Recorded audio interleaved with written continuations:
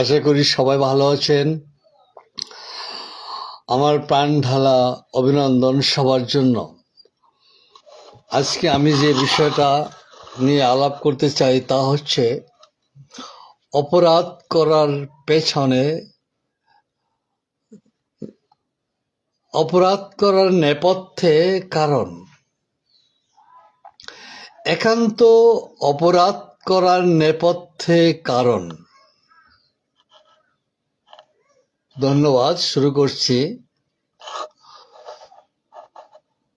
দুনিয়াব্যাপী উৎপাদন বন্টন অর্থাৎ উৎপাদিত সামগ্রী সরবরাহ ও বন্টন বিশৃঙ্খলা। এই বিশৃঙ্খলার কারণে পৃথিবীব্যাপী পণ্য সামগ্রী, নিত্য প্রয়োজনীয় সহ সমস্ত প্রকারের পণ্য সামগ্রীর সমান তালে মানুষ পাচ্ছে না।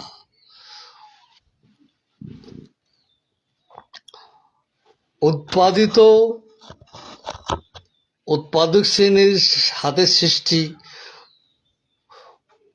দ্রব্য সামগ্রী সরবরাহ বন্টনের সমস্যা মূল পৃথিবীর গণ্ডগোলের মূল সমস্যা এখানে।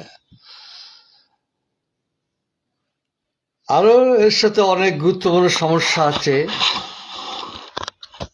এগুলো মূল সমস্যা। অর্থাৎ পৃথিবীতে যেদিন থেকে ব্যক্তিগত উৎপাদন ব্যবস্থা শুরু হয়, সেখান থেকে এর যাত্রাটা শুরু হয়। ব্যক্তিগত রাষ্ট্র তার ব্যক্তিগত সীমানা এবং পৃথিবীর সমস্ত রাষ্ট্রগুলা তার ব্যক্তিগত সীমানা অতিক্রম করে সেও আর এক দেশে যেতে পারে না, আর এক দেশের লোক আর এক দেশে যেতে পারে না, পাসপোর্ট ভিসা লাগে। অনুরূপভাবে উৎপাদিত যে সম্পদ সেটা সরবরাহ হতে পারে না, কাজী এই সরবরাহ বাধাপ্রাপ্ত হয়, যে কারণে সময় মতো প্রয়োজন মতো আমাদের দ্রব্য সামগ্রী আমরা পাই না। জাতিগত রাষ্ট্র এবং তার অভ্যন্তরে যে সমস্ত সিন্ডিকেট থাকে এবং ব্রোকার থাকে, এরা সম্মানিত শ্রমিক, কৃষক ও মেহনতি অন্য অন্য শ্রেণীর যে উৎপাদিত দ্রব্য সামগ্রী এগুলো আটকা পড়ে, জায়গায় জায়গায় আটকা পড়ে এবং সরবরাহ ও বন্টন সম্ভব না। আরেকটা বিষয় হচ্ছে পুঁজিবাদী সমাজের বা পুঁজিবাদী দুনিয়ায় যে সম্পদ সেটারও আবার সুষ্ঠু ব্যবহার সম্ভব নয়,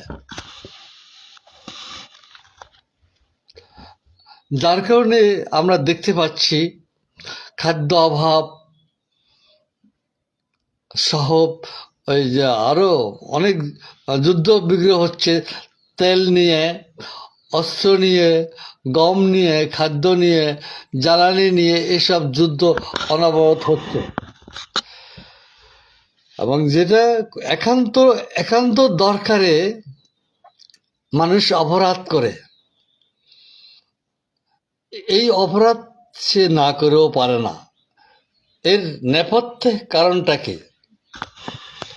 নেপথ্যে কারণটা হচ্ছে, যে ব্যক্তি জীবনে ক্ষুধার তীব্র যন্ত্রণার শিকার হন নাই, অর্থাৎ পাকস্থলী যখন জ্বলে পুড়ে যায় খিদায়, তখন সে বাঁচার জন্য অখাদ্য, কুখাদ্য এবং বাঁচার জন্য সে বিষ খায়।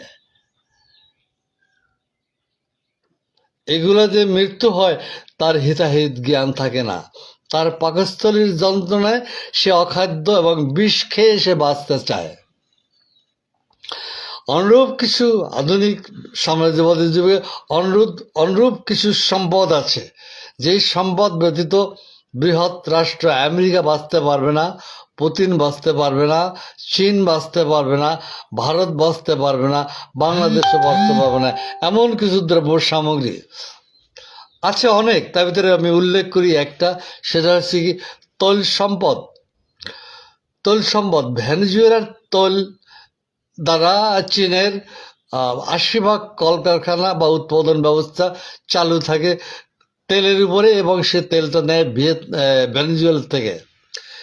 ভেনেজুয়েলার তেল আবার আমেরিকা নেয়, এবং ভেনেজুয়েলায় যে তেলের সন্ধান এবং তেল উৎপাদনের যে আধুনিক যন্ত্রপাতি, এগুলো আমেরিকারই এক্সপার্টরা আমেরিকাই করে আসতেছে। এখন সমস্যা কি, আমেরিকা ভেনেজুয়েলার মোদি আমেরিকাকে 100% তেল দেবে না, তেলের উপরে তার কন্ট্রোল, এবং তেল সে চীনকে দেবে। তার এখন যদি আমেরিকা তেল না পায়, ভেনেজুয়েলা যদি তেল না পায়, ওই দেশের মৃত্যু ছাড়া আর কোনো পথ নেই। বুর্জোয়া ব্যবস্থার কতগুলো দ্রব্য সামগ্রী ওইটা নির্ভর করছে কতগুলো বিশেষ দ্রব্য সামগ্রী। তার ভিতরে আমি উল্লেখ করলাম তেল। তেল যদি না থাকে, আমেরিকা এমনি বহু প্রকারের অভাবে ঋণে জর্জরিত, সে বাধ্য হয়ে কি করলো, ভেনেজুয়েলার মাদুরাকে সে কোনো কথা শোনাতে পারছে না। অনুরূপভাবে পুতিন ও ইউক্রেনের সাথে গন্ডগোলটা কি, ওখানে ন্যাটোর সদস্য হলে ন্যাটোর সদস্য আমেরিকার সীমানার কাছে যায়, কাজে ন্যাটোকে সে বারবার বলা সত্ত্বেও কথা যখন শোনে নেই, তার দরকারে, একান্ত দরকারে সে ন্যাটো আক্রমণ করে, ন্যাটোর একটা ইউক্রেনকে আক্রমণ করে ইউক্রেনের বেশ কিছু জায়গা দখল নিয়ে বাদ বাকিও সে দখল নিতে চায়। এগুলো কিন্তু একান্ত দরকারেই এই যুদ্ধগুলো হচ্ছে। আমেরিকার ট্রাম্পের একান্ত দরকারি ভেনেজুয়েলার মাদুরাকে কোনোভাবে বসে বা বাঁকে আনতে পারে নাই এতকাল ধরে। সে করল কি, রাতের অন্ধকারে, মধ্যরাত্রে ট্রাম্প মাদুরা ও তার ওয়াইফকে ঘুমের ঘরে আক্রমণ করে নিয়ে গেল জিম্মি, এবং জিম্মি করছে। জিম্মিটা কি, যে তুমি পুরা তোমার তেলটা আমাকে দাও, বা তোমার দেশকে আমাকে দাও। এখন তার বাড়ি নিয়ে, আমেরিকার ট্রাম্প তার বাড়ি নিয়ে তাকে এগুলো বলছে। এখন এই যে জিম্মি, এই জিম্মিটা প্রাচীনকালে ছিল, মানে না হালে অন্য অন্য দেশের ভিতরে দেখা যায়, স্কুল গোয়িং একটা বাচ্চাকে আটক করে তার মা বাবাকে ফোন করছে, আপনার ছেলে আমাদের কাছে আটক আছে, এত লক্ষ টাকা না দিলে আপনার ছেলেকে মেরে ফেলবো। এই জিম্মি আর ট্রাম্পের জিম্মি, বা চীনের রাষ্ট্রপতি যদি এখন, তার তো আমেরিকার এই তেল না হলে চীনের ৮০ ভাগ উৎপাদন ব্যবস্থা বন্ধ হয়ে যাবে। সে মুখে হুমকি দিচ্ছে নানান রকম। আবার রাশিয়ার জাহাজ আটক করেছে আমেরিকা, আবার পুতিনও তাকে হুমকি দিচ্ছে নানান রকম। এখন একে অপরকে হুমকি দিচ্ছে, আর আমেরিকা ট্রাম্প হুমকি না দিয়ে মাদুরা ও তার ওয়াইফকে অপহরণ করে নিয়ে বলছে, এখন আমাকে তোমার দেশের সমস্ত তেল আমরা উত্তোলন করেছি, আমার এক্সপার্টরা কাজ করতেছে, চীন কাউকে দিতে পারবে না, তেলটা আমাকে দিবা। তো এই যে সম্পদের যে কথাটা আমি বলছি, একান্ত দরকারে বা একান্ত প্রয়োজনে অপরাধ করার নেপথ্যে কারণ, এই কথা দিয়ে আমার শিরোনাম ছিল এইটা। তা আমেরিকার এটা একান্ত দরকার। আমেরিকার অর্থ ব্যবস্থা, আমেরিকার বিশ্বব্যাপী তার যে দেনা, যুদ্ধ, নানান ধরনের ঋণে সে পর্যদস্ত।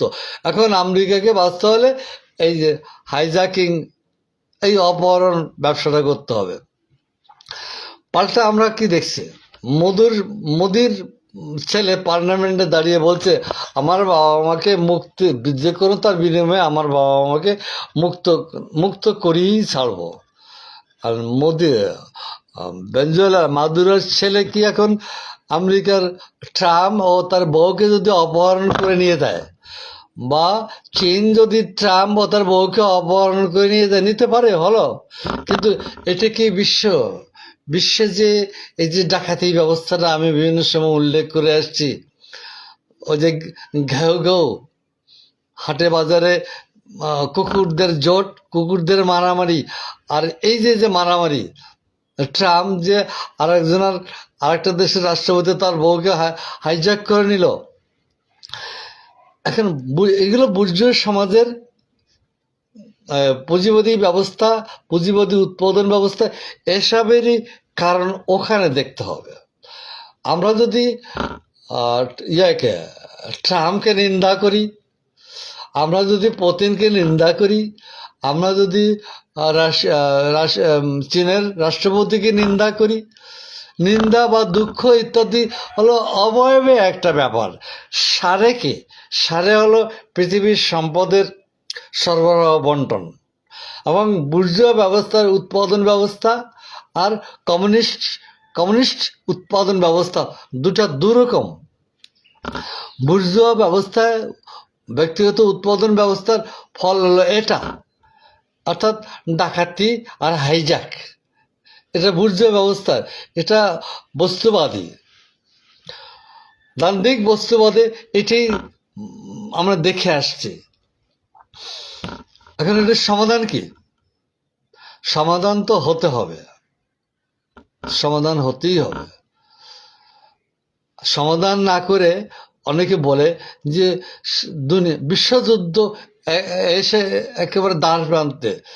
এখন ট্রাম্প, পুতিন, শি জিনপিং, উত্তর কোরিয়ার কিম, এরা বিশ্বযুদ্ধের কথা বলছে। এরা একে অপরকে পারমাণবিক ভয় দেখাচ্ছে এবং পারমাণবিক কিছু প্র্যাকটিস করতেছে। এখন এটা তো আমরা দেখছি অবয়বে, দেখছি এই যুদ্ধটা কি হলে কি হবে। বিশ্বের বায়ুমণ্ডল, বিশ্বের প্রাণী জগৎ, বিশ্বের আলো বাতাস, এগুলো কি থাকবে না। কাজেই যুদ্ধটা তো ওরকম হবে না। প্রথম বিশ্বযুদ্ধ, দ্বিতীয় বিশ্বযুদ্ধের মতো ওরকম হবে না। এবং প্রথম বিশ্বযুদ্ধ, দ্বিতীয় বিশ্বযুদ্ধ থেকে আমরা জানি, আমরা শিক্ষা নিয়েছি। এখন যে যুদ্ধটা হবে, সে যুদ্ধটা হচ্ছে, অনবরত বিশ্বযুদ্ধ হচ্ছে। এটা একটা দেশে হচ্ছে, একটা দেশে হাটে হাটে হচ্ছে, বন্দরে হচ্ছে। যেমন ইউক্রেনের উপরে রাশিয়ার যুদ্ধ চলছে, আপনার ইসরায়েল ইরানের যুদ্ধ, তারপরে আমাদের দেশের হাসিনা বনাম ওই শিবিরদের যুদ্ধ, এভাবে যুদ্ধরা হচ্ছে। এই যুদ্ধগুলোই হলো বিশ্বযুদ্ধের অংশ, খাঁটি বিশ্বযুদ্ধ এবং তার অংশ। বিশ্বযুদ্ধের ফলাফলটা কি হবে? বিশ্বযুদ্ধের ফলাফল পারমাণবিক যুদ্ধ, অ্যাটম বোমা ইত্যাদি আমরা জানি। আজও নাগাসাকি, হিরোশিমার মাটি নষ্ট, সে দেশে প্রাণী জন্ম নেয় না। এবং তিব্বত, এই সমস্ত দেশের যুদ্ধে ওখানে নিষিদ্ধ, ওখানে কোনো মানুষ যাওয়ার অনুমতি নাই। এই হলো বড় এবং রাসায়নিক বা ক্ষতিকারক যুদ্ধের অস্ত্রের ব্যবহার, এইগুলো হয়। এখন এই যুদ্ধ কি এখানে হবে? এখন যেটা হচ্ছে, ছোট ছোট হাট দখল, ছোট ছোট রাষ্ট্র দখল, আবার বড় বড় রাষ্ট্র ভেঙে ছোট ছোট রাষ্ট্র গঠন। তখন তার ক্যান্টনমেন্ট হবে, তার সরকারি কার্যক্রমের জন্য অনেক দ্রব্য সামগ্রী দরকার হবে। তাই সাম্রাজ্যবাদীরা এখন বিভিন্ন দেশ দখল করে করে, আবার বিভিন্ন দেশকে পুরো দখল না করে তার একটা অংশ ভিতরে আর একটা রাষ্ট্র দাঁড় করাচ্ছে। এটা আমরা দেখতে পাচ্ছি। এইগুলো সাম্রাজ্যবাদী যুদ্ধ।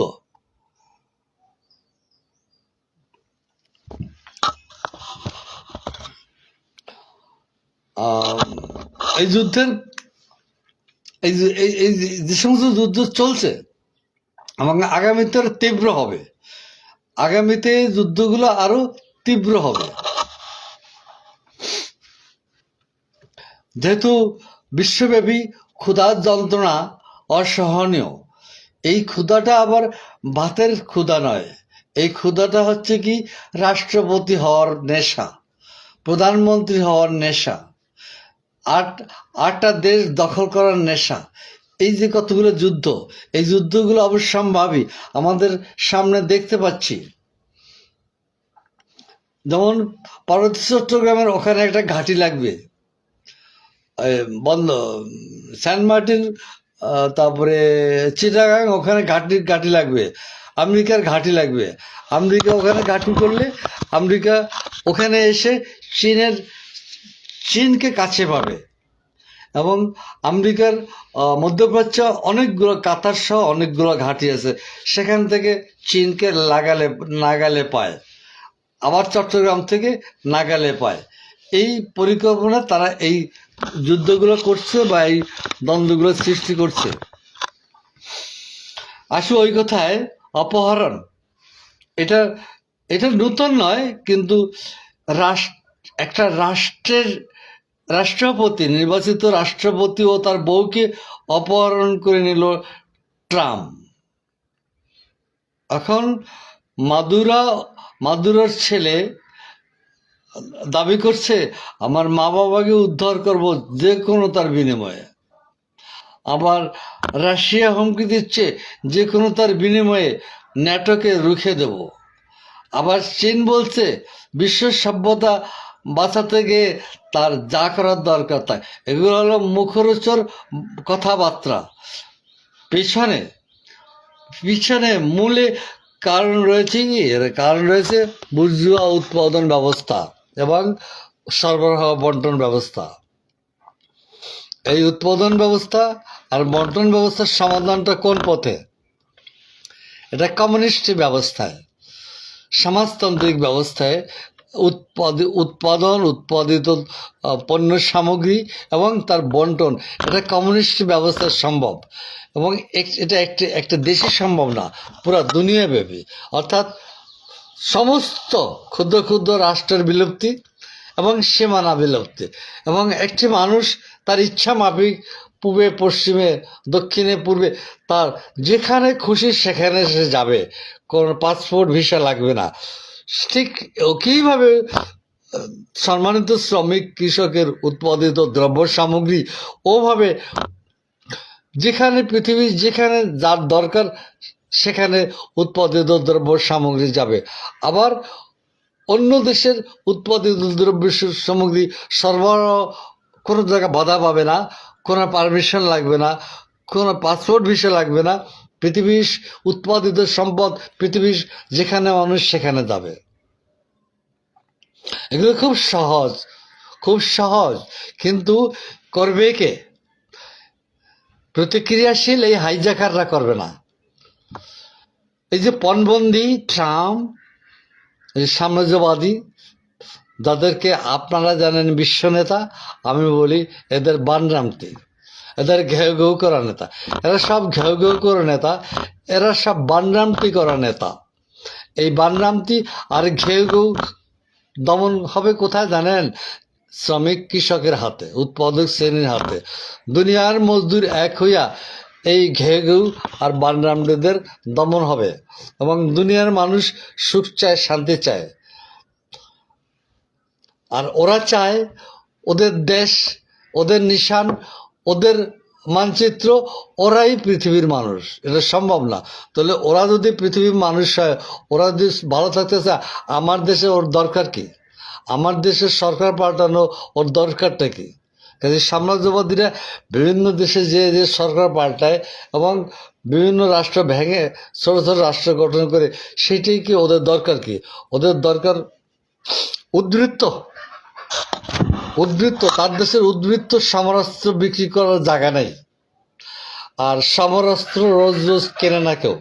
কাজে সমরাস্ত্র ফ্যাক্টরিগুলো ওদের চালু রাখতে হলে, ওদের দেশের ব্যাংক অর্থনীতি চালু রাখতে হলে তার মার্কেট লাগবে, আর এক দেশ তার দখল করতে হবে।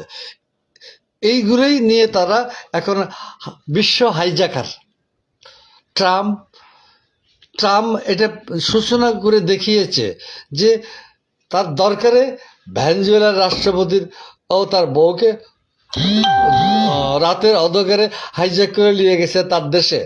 নিয়ে বলছে কি এখন তোমার তোমার দেশের তেল উত্তোলন এবং তেলের সব ব্যবস্থা আমার দেশের টেকনিশিয়ানরা করতেছে, এখন পুরা আমাকে দিতে হবে, তুমি আর কোথাও কাউকে দিতে পারবে না।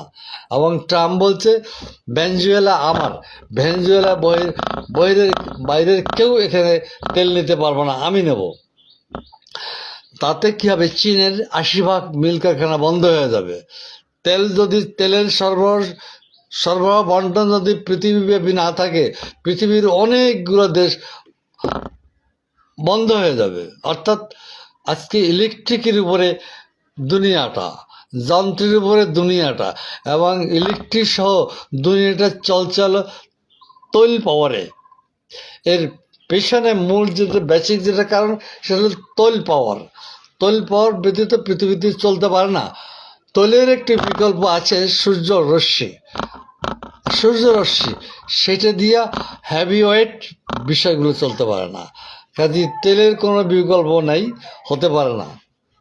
কাজে তেলের কারণে আমেরিকা যে ট্রাম্প যে হাইজ্যাকটা করছে, এটা হাইজ্যাক কোনো বিনোদের বিষয় না।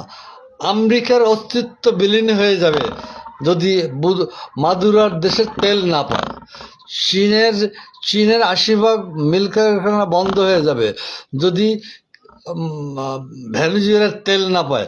এভাবে একটা দেশ আরেকটা দেশের উপর নির্ভরশীল। রাশিয়ার গম পৃথিবীর সব দেশের দরকার, আমাদেরও দরকার। এইভাবে এই প্রকৃতিটা, দুনিয়াটা সব জায়গায় সম্পদ, এক সম্পদ সব জায়গা না। কোনো জায়গায় স্বর্ণ, কোনো জায়গায় কয়লা, কোনো জায়গায় খাদ্যদ্রব্য, কোনো জায়গায় লোহা, কোনো জায়গা পানি, কোনো জায়গা খালি মানুষ। এই নিয়ে হলো পৃথিবীটা। কিন্তু যেদিন থেকে ব্যক্তিগত রাষ্ট্র সৃষ্টি হয়েছে সেদিন থেকে সীমানা নির্ধারণ হইয়া এই পৃথিবীর আজকের যে অবস্থা, আজকের অবস্থাটা কি, পৃথিবীর অবস্থা ক্ষুধা, দারিদ্র এবং যুদ্ধ, এই হলো পৃথিবীর অবস্থা। তাহলে বিনোদ কোথায়, শান্তি কোথায়? পুঁজিপতি ব্যবস্থা এই জন্য দায়ী এর পিছনে। কাজে একান্ত দরকারে নেপথ্যে কারণ নিয়ে আমি শুরু করছিলাম, আমি আবার শেষ করব একান্ত প্রয়োজনের নেপথ্যে সমাজতন্ত্র, সাম্যবাদ, কমিউনিস্ট ব্যবস্থা। একান্ত প্রয়োজনে মানব জাতির জন্য যেটা দরকার তার নেপথ্যে আপনার সমাজতন্ত্র, কমিউনিস্ট ব্যবস্থা। এটা প্রশ্ন রাখতে পারেন, এটা কোথায়, কিভাবে? এটা মানুষ সুখ চায়, কমন জিনিস। দুনিয়ার মানুষ সুখ চায়, এটা কমন। এই সুখটা আনতে হলে পদ্ধতিটা কোনটা? অতীতের তালুকদারি ব্যবস্থা না, অতীতের সামন্ত ব্যবস্থা না, অতীতের দাস ব্যবস্থা না, সাম্যবাদী ব্যবস্থা, অর্থাৎ ঐতিহাসিক দান্দিক বস্তুবাদের আলোকে এবং বৈজ্ঞানিকভাবে সমাজতান্ত্রিক ব্যবস্থাটা, সমাজতান্ত্রিক থটটা, সমাজতান্ত্রিক আইডিয়াটা বৈজ্ঞানিক। সমাজতন্ত্র বৈজ্ঞানিকের আগেও সমাজতন্ত্র এসছে, কিন্তু সেইটা অতটা, যেমন কাল্পনিক ইউটোপিয়ার সমাজতন্ত্র কার্ল মার্কসের এবং লেনিন এঙ্গেলসের পরেই এটা কনফার্ম হয় এবং বৈজ্ঞানিকভাবে প্রতিষ্ঠিত হয়। এবং বৈজ্ঞানিক সমাজতন্ত্র রাশিয়ার কাছাকাছি, যে রাশিয়ার ব্যর্থ হয় না। রাশিয়ার বহিরাগত বুর্জোরা এটাকে রাশিয়াকে ধ্বংস করে দেয়। ওটা ছিল বৈজ্ঞানিক সমাজ ব্যবস্থা। রাশিয়ার বিদ্যুৎ ফ্রি ছিল, সোভিয়েত নিয়ে তাদের যুদ্ধ ছিল না। সোভিয়েত বহু জাতির দেশ, বহু ধর্মের দেশ, ধর্মীয় দাঙ্গা ছিল না। কাজে বৈজ্ঞানিক সমাজতন্ত্র, সাম্যবাদ, কমিউনিস্ট মতবাদ, এটাই হয়েছে কি, ওই যে মানুষের প্রয়োজনের নেপথ্যে থাকবে কমিউনিজম, সাম্যবাদ। তো অনেক কথা বলা হলো। বিশেষ করে কোনো জিনিসের উপরে তথ্যপত্র ছাড়া, তথ্যপত্র বলছি যে সন, তারিখ, কোন যুগ কোন শতাব্দী এগুলা আমি উল্লেখ করতে পারি নাই। অর্থাৎ এগুলা বিভিন্ন তথ্যপত্র পাওয়া যায় না, যা পাওয়া যায় সেটা যথেষ্ট নয়। কিন্তু মূল যে বিষয়টা নিয়ে আলাপ করলাম, উপস্থাপনা যেটা হলো, এখান থেকে জিনিসটা যদি আপনাদের বুঝে নেন, আমার এই আমার এই কথাবার্তা সার্থক হবে। এবং এখানে যদি কেউ চ্যালেঞ্জ করেন যোগাযোগ করবেন, আমি চ্যালেঞ্জের মোকাবেলা করতে রাজি আছি। অর্থাৎ বিশ্বে অতীতে ফেলে আসা কোনো সমাজ ব্যবস্থা মানুষের সুখ হয় নাই। একমাত্র সুখ দান্দিক ঐতিহাসিক বস্তুবোধের আলোকে বৈজ্ঞানিক সাম্যবাদী ব্যবস্থা। তো থ্যাংক ইউ। আবার দেখা হবে, কথা হবে।